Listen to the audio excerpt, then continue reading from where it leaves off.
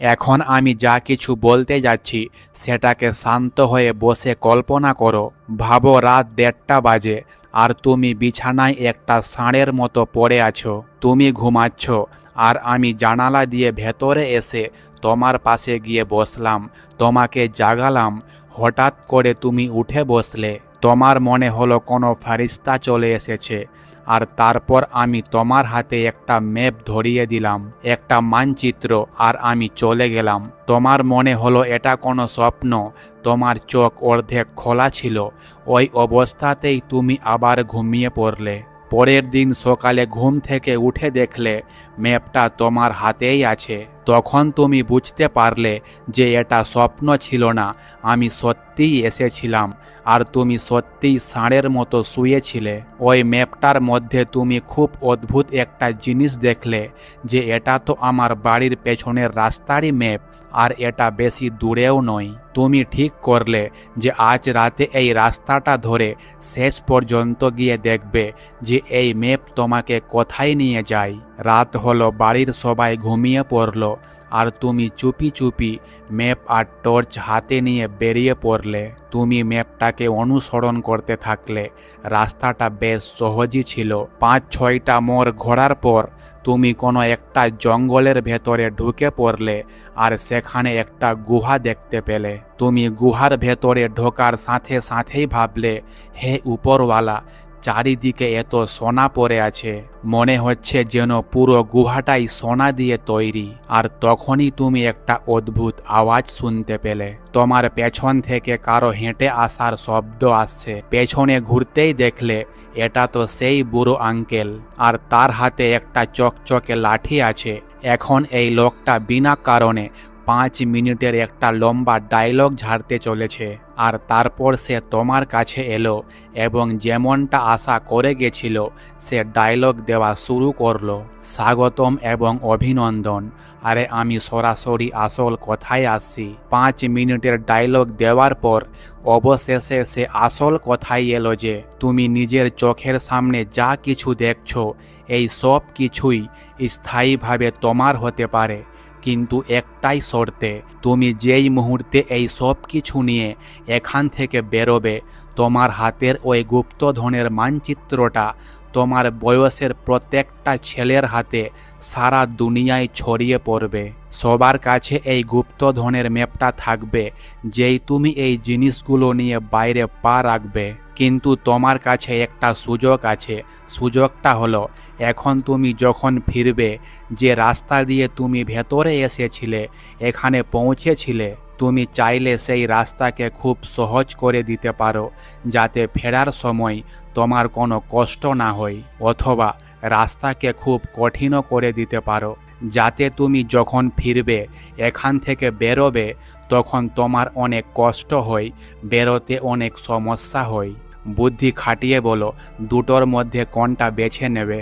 তুমি কি রাস্তাটাকে সহজ করে দেবে, যাতে তুমি সহজে বেরিয়ে যাওয়ার সাথে সাথেই যতজনের কাছে ম্যাপটা গেছে তারাও গুহার ভেতরে ঢুকে পড়ে আর ততটাই সম্পদ জোগাড় করে নেই যতটা তুমি করেছো, আর তারপর তোমার এই সোনা দানার আর কোনো মূল্যই না থাকে?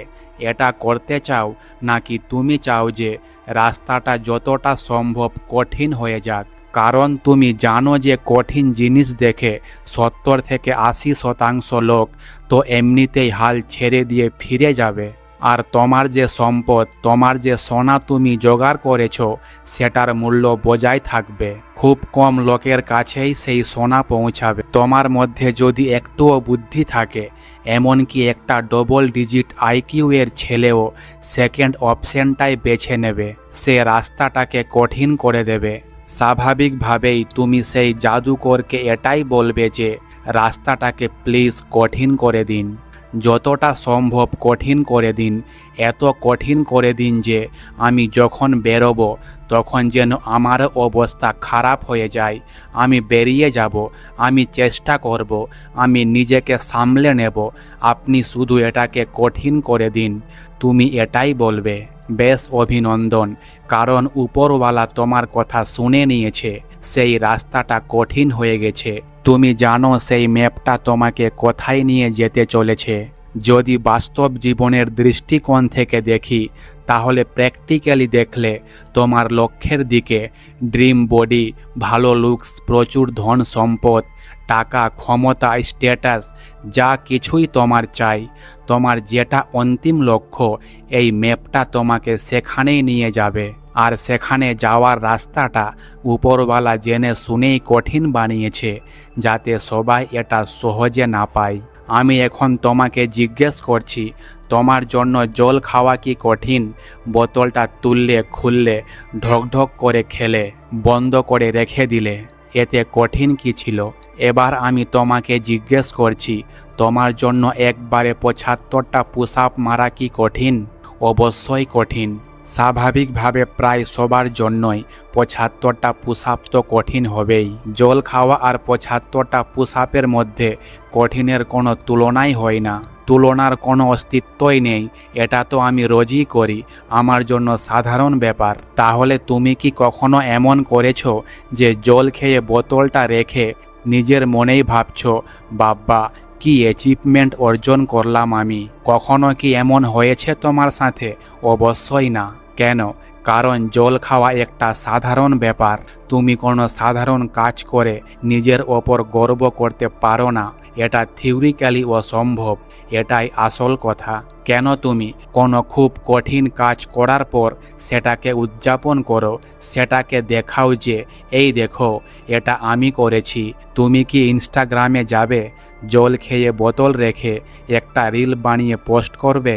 তোমার কি মনে হয় কমেন্টে কি হবে? কোনো অদ্ভুত জিনিস হতে পারে। কমেন্টে কি কেউ এটা বলবে যে ওয়েল ডান ব্রো, তুই জল খেয়ে নিয়েছিস ব্রো? জল কি ব্যাপার ভাই, ও হো কি কাজ করে ফেলেছিস? এমন হবে কমেন্টে? কখনোই না। কারণটা স্পষ্ট, এমন হতে পারে না। আমাদের অ্যাচিভমেন্ট এবং উদযাপনের আসল কারণটাই হলো যে জিনিসগুলো কঠিন। ওটা যদি সহজ হতো, ড্রিম বডি বানানো যদি সহজ হতো, তাহলে সবাই সিক্স প্যাক আর একটা মোটা চামড়ার বুক নিয়ে ঘুরে বেড়াতো, আর কেউ এটাকে পাত্তা দিত না ব্রো, কেউ এর প্রশংসা করতো না।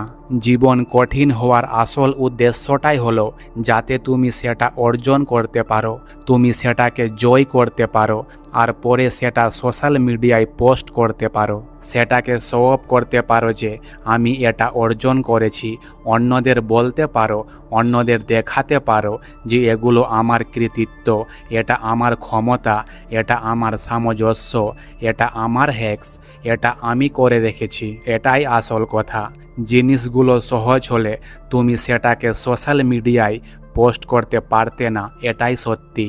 পরের বার থেকে যদি এমন কোনো কাজ হয় যেটা তোমার জীবনে খুব কঠিন হয়ে উঠছে, তাহলে উপরওয়ালাকে ধন্যবাদ দাও। জীবন যদি কঠিন হয়ে যায়, তাহলে উপরওয়ালাকে ধন্যবাদ দাও। ঈশ্বরকে বলো, thank you for giving me such a hard life. কারণ যার জীবন সহজ হয় তার কাছে উদযাপন করার মতো ঘন্টা কিছু থাকে না। যদি উপরওয়ালা তোমাকে অস্বস্তি দেন, তাহলে সেটা একটা উপহার। তিনি তোমাকে কিছু অর্জন করার দিকে ঠেলে দেওয়ার চেষ্টা করছে। উপরওয়ালা তোমাকে কমফর্ট জোন থেকে লাথি মেরে বাইরে বের করে দিচ্ছেন। শেষে আমি এটাই বলবো, তুমি তোমার জীবনকে অনেক ব্লেন্ডার করেছো, অনেক ভুল করেছো, কিন্তু এই ভুলটা কখনো করো না। যখনই তোমার জীবন কঠিন হয়ে উঠবে, কোনো একটা সময়ে তোমার জীবন কঠিন হয়ে যাবে, প্লিজ অভিযোগ করো না, এর সাথে অভ্যস্ত হয়ে যাও। এটা একটা উপহার। এখন আমি বলছি, তোমার কাছে 100টা আলাদা আলাদা কারণ আছে। তুমি কমেন্টে 100টা কারণ লিখতে পারো যে কেন আমার জীবন কঠিন অ্যান্ড আর কেন এটা এত বাজে। ঠিক আছে, এভাবেই তুমি বেড়ে উঠবে। ভাই, সুপারম্যান হয়ে ওঠো। প্রত্যেকটা বাজে জিনিস শুষে নাও, যা কিছুই তোমার দিকে ছুঁড়ে দেওয়া হচ্ছে সেটাকে শুষে নাও, আর আরও শক্তিশালী হয়ে ওঠো। লেভেল আপ, শক্তিশালী থাকো।